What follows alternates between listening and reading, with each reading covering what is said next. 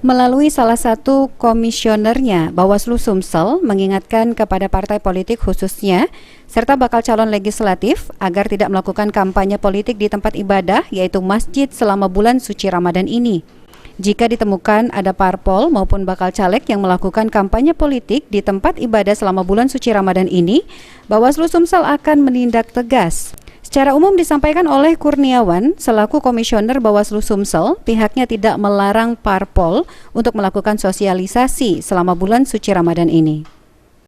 Dan tentunya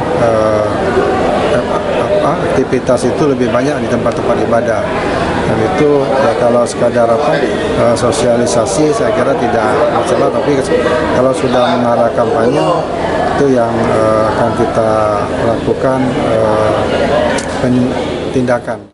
Sebelumnya beberapa waktu lalu, Ketua Dewan Masjid Indonesia yang juga mantan Wakil Presiden RI Yusuf Kala menegaskan jika masih dilarang untuk jadi tempat kampanye politik selama bulan suci Ramadan. Masjid menurut Yusuf Kala merupakan tempat ibadah. Masjid itu harus tempat menenangkan, menyenangkan hamba ibadah, bukan tempat orang berpolitik. Jika nantinya ditemukan parpol maupun para bakal caleg yang melakukan kampanye politik di tempat ibadah selama bulan suci Ramadan, akan ditindak oleh Bawaslu Sumsel. Firman Hidayat, PAL TV.